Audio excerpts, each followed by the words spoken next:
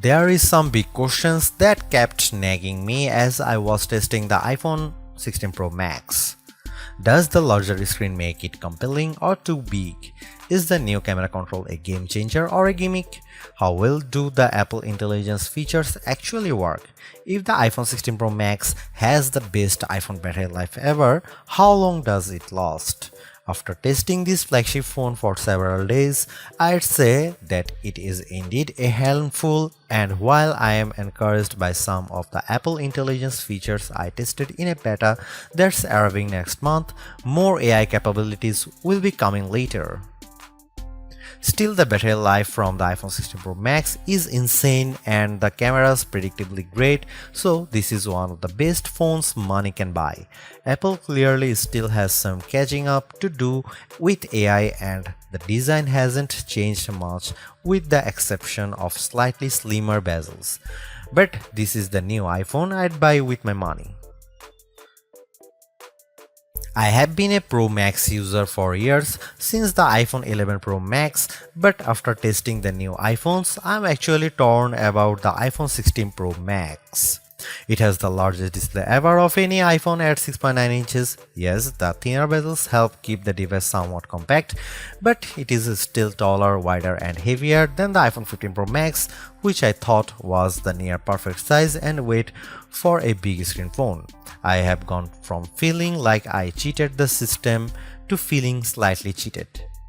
This might be an unpopular opinion, but I think the new Pro Max is a little too big, at least for my hands. It's more of a stretch now to do simple things like scrolling through web pages or TikTok, and once you put a case on your iPhone 16 Pro Max, it's like a mini tank. The good news is that the Pro Max is built to be more durable. In addition to having a titanium band, Apple claims that the improved ceramic shield display on this model is 50% tougher than the last generation. We can't drop these units, but on paper it's encouraging. The iPhone 16 Pro Max comes in 4 colors: titanium white, titanium black, natural titanium and desert titanium. Our iPhone 16 Pro came in the natural, which looks fairly modern, but I prefer the desert color as it pops more. The iPhone 16 Pro and Pro Max displays don't get any upgrades in terms of brightness or refresh rate, but they are still among the best OLED panels on a phone. The only main difference is that the screens can scale down to a minimum of 1 nits, which means you can use your phone in bed without disturbing anyone else and get an even dimmer alarm clock. Otherwise, the new iPhone 16 Pro Max screen is largely the same, allowing the Pixel 9 Pro to surge ahead in terms of brightness. We measured a max of about 1500 nits for the iPhone 16 Pro Max, while the Pixel 9 Pro XL hit more than 2300 nits. Outside in direct sunlight, the iPhone 16 Pro and Pro Max were both dimmer than the Pixel 9 Pro XL, though Google's phone dimmed faster over time in response to the heat. Other than the display size, the biggest design change to the iPhone Pro Max is the addition of the camera control button. This recessed capacitive button on the right side uses haptic to give you feedback, and it launches you straight into the camera. No more having to fumble for the on-screen camera shortcut, and you can now use the action button for another shortcut. This thing is pretty easy to use in both portrait and landscape mode. So what can you do with camera control? A lot, actually. A quick press snaps a photo and a long press starts recording a video, but I'm not a fan of the fact that the video stops when you take your finger off the button. You can also slide your finger across the button to zoom in and out, which is pretty smooth.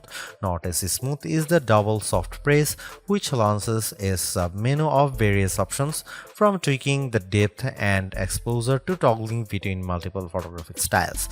Camera control works well, but applying just the right amount of pressure and remembering what a single press and double press do takes practice.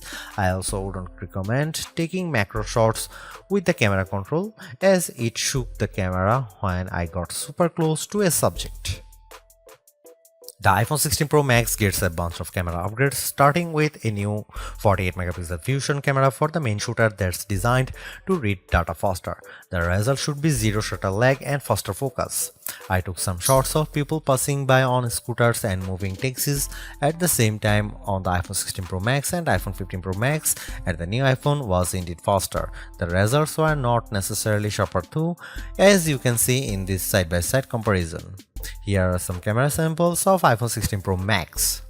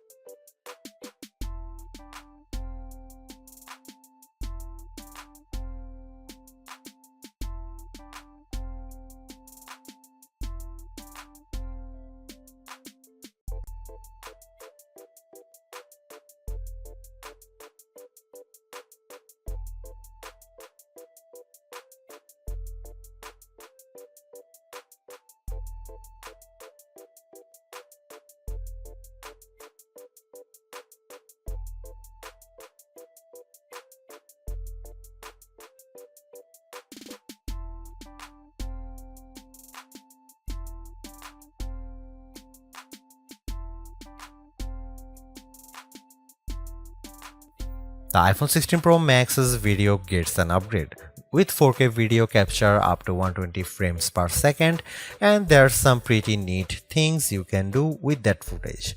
Using the playback speed controls, I could slow down a ping pong match to 50%, 25% or 20%, and the footage still looked sharp. Apple Intelligence is Apple's version of AI that's designed to be more secure and helpful than what Samsung and Google offer. But right now, Apple Intelligence is more of a tease since it's in developer beta right now and it won't launch for the rest of us until October. Even then, certain features won't be available such as visual intelligence and ChatGPT integration. So what will you be able to do with the Apple Intelligence starting in October? It starts with a new Siri. The assistant has been revamped, starting with a redesigned that makes the whole outside of the display glow when summoned. And you can type to Siri. Now you are in a situation where you don't want to use your voice. Siri is definitely more forgiving of screws up, as you can correct yourself on the fly and it will still get your command right. I started a timer and changed the time mid-sentence without a problem. You can also ask follow-up questions and Siri will get for the context. Apple Intelligence also delivers a wide range of writing tools. You can have the iPhone 16 Pro proofread your copy for grammar and word choice, or get help rewriting if you want to go for, say, a more professional tone. For example, I put together a mock email demanding a raise and I got something back that is much more appropriate. You can also have Apple Intelligence summarize long passages of text as I did with a few notes. I wish you didn't have to select all text first, but I did get a fairly good summary of the key points for my short list of this video. Don't want to look up how-to articles? Siri leverages large language models and Apple support info to give you step-by-step instructions on how to do lots of stuffs on your iPhone, from making screen recordings to scheduling a text. This is a game changer for kids who play the IT person for their parents like me. If you are looking for an Apple Intelligence feature that tugs at the heartstrings, try making a memory movie. Just enter a key phrase as you prompt and specify the mood, and you will see the iPhone 16 Pro Max create a movie out of thin air complete with music. Cleanup in the Photos app, a way overdue feature compared to what you'll find on the Pixel and Galaxy, but it is still nice to have. You can remove unwanted objects or people in the frame with just a tap. The cleanup feature worked fairly well when I tried to remove a person from a selfie, but you will get the best results if the background isn't too complicated. The iPhone 16 Pro Max features 8GB of RAM and Apple's new A18 Pro chip built on 2nd generation 3nm tech, which blows away the Android competition in CPU performance through not graphics. I was sucked in by the Infinity Nikki game, which was in beta during testing. The open world puzzler has console-like visuals, complete with realistic looking rippling water and smooth animation as you use a special floating dress to jump from one platform to another. On Geekbench, which measures overall performance, the new iPhones are nearly 50% faster than the Galaxy S24 Ultra Snapdragon 8 Gen 3 chip on single core and 15% higher on multi-core performance. The latest Tensor G4 Pixel phones aren't in the same league. The iPhone 16 Pro Max was also twice as fast than the S24 Ultra in our video editing testing using Adobe Premiere Rush, where we time how long it takes to transport a 4K clip to 1080p. The new Pro phones also shave off a few seconds versus the iPhone 15 Pro's time. So what about graphics? The iPhone 16 Pro Max packs a 6-core GPU compared to 5 cores for the regular iPhone 16 series, and Apple claims that it's up to 20% faster than the iPhone 15 Pro's A70 chip. On the 3D Mark Solar Bay graphics test, which has support for ray tracing, the iPhone 16 Pro was 22% faster than the iPhone 15 Pro. However, that's still 18% behind the Galaxy S24 Ultra, which also delivered higher frame rates on the test. There is one other performance test we ran to see if Apple's claims of better sustained performance are legit. The iPhone 16 Pro Max features a new internal design with a graphite-clad aluminum substructure that's supposed to result in 20% better sustained performance. Interestingly, the iPhone 16 Pro Max turned in a very strong so-called stability score of 84% on our 3D Mark Wildlife stress test, which is better than the 75% from the iPhone 15 Pro Max. But the iPhone 16 Pro hit only 66%. It hit a higher overall loop score but had bigger drop-off. The Galaxy S24 Ultra's score was even worse at 60.4%. Thanks to the larger batteries and other efficiencies, Apple says the iPhone 16 Pro Max has the best iPhone battery life ever, and our testing backs that up. In our battery test, which involves continuous web surfing over 5G at 150 nits of screen brightness, the iPhone 16 Pro Max lasted for an insane 18 hours and 6 minutes. That's 4 hours longer than the iPhone 15 Pro Max and more than an hour longer than the already great Galaxy S24 Ultra. Unfortunately, the iPhone 16 Pro and Pro Max still offer the same lame charging speed. You get just over 30% capacity in 30 minutes from a 30-watt charger, and do not believe the reports that the new iPhone supports 45-watt charging. We tried it and it made no difference. The iPhone 16 Pro Max runs iOS 18 and Apple Intelligence is just one of many new features. You can learn more about it in our full iOS 18 review, but some of the key highlights include the ability to further customize the home screen and control center, as well as a redesigned Photos app that makes it easier to personalize the look and find your photos by topic. iOS 18 also includes messages upgrades such as adding effects to outgoing messages and tapback options, RCS support, and the ability to schedule messages for later. A dedicated passwords app and the ability to pay others with a tap to cash are among the other highlights. The iPhone 16 Pro Max is indeed an iterative upgrade, and maybe it wouldn't feel that way if Apple Intelligence was available today along with all the promised features. Instead, it's going to trickle out over time, so I would not to be in a rush to upgrade.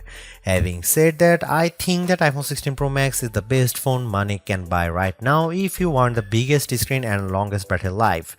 It lags in zoom versus the S24 Ultra, but you get more endurance better camera quality and plenty of creative features like photographic styles and audio mix.